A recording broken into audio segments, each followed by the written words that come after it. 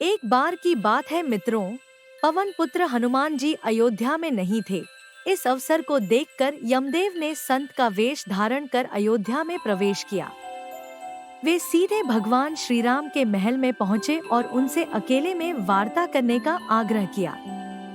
श्री राम ने यमदेव की बात मान ली और उन्हें एक कक्ष में ले गए। जाते जाते उन्होंने लक्ष्मण जी को आदेश दिया कि किसी को भी अंदर आने न दे और अगर कोई भीतर आया तो उसे मृत्युदंड दिया जाएगा।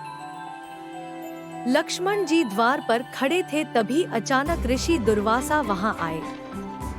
वे भगवान राम से तुरंत मिलना चाहते थे, लेकिन लक्ष्मण जी ने उन्हें थोड़ी देर प्रतीक्षा करने को कहा। यह सुनते ही ऋषि दुर्वासा क्रोधित हो गए और लक्ष्मण जी को श्राप देने की धमकी दी। लक्ष्मण जी असमंजस में पड़ गए। उन्हें लगा कि अगर ऋषि ने श्राप दिया तो अनर्थ हो जाएगा, इसलिए उन्होंने भगवान राम की आज्ञा का उल्लंघन करते हुए कक्ष में प्रवेश कर लिया। अंदर जाते ही कालदेव, जो यमराज के रूप में आए थे, अदृश्य हो गए, लेकिन श्री राम ने लक्ष्मण जी की अवज्ञा पर उन्हें मृत्युदंड के रूप में अयोध्या से निर्वासन का आदेश दिया। यह दंड लक्ष्मण जी के लिए मृत्यु से कम नहीं था। उन्होंने सरयू नदी में जल समाधि लेने का निर्णय लिया और जैसे ही जल में डूबे, वे शेषनाग के रूप में प्रकट होकर विष्णु लोक की ओर चले गए। लक्ष्मण जी के बिना भगवान राम भी नहीं रह सकते थे, इसलिए उन्होंने भी पृथ्वी लोक त्यागने का निर्णय लिया। अपने बेटों और भाइयों के पुत्रों को राजपाट सौंपकर वे सरयू नदी की ओर प्रस्थान कर गए। जब श्री राम ने जल समाधि ली, तब भगवान विष्णु ने प्रकट होकर अपने भक्तों को दर्शन दिए। इस प्रकार श्री राम ने अपना स्थूल शरीर त्याग कर वैकुंठ धाम की ओर प्रस्थान किया। रामायण और पुराणों में अलग अलग वर्णन मिलते हैं। एक कथा के अनुसार माता सीता के पृथ्वी में समाने के बाद व्यथित राम ने भी जल समाधि ली। इसके बाद पवन पुत्र हनुमान और अन्य वानर मयासुर द्वारा निर्मित विमान से किनपुरुष नामक देश चले गए, जो स्वर्ग लोक के समक्ष स्थित है। वहां हनुमान जी प्रभु राम की भक्ति में लीन रहते हैं।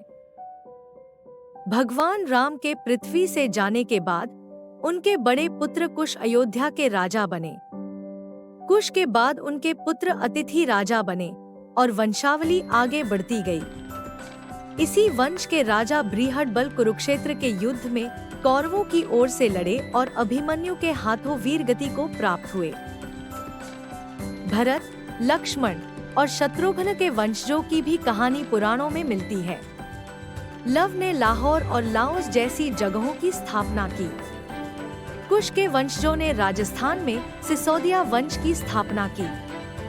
कई राजवंश जैसे कुशवाहा, मौर्य और सैनी कुश के वंशज माने जाते हैं।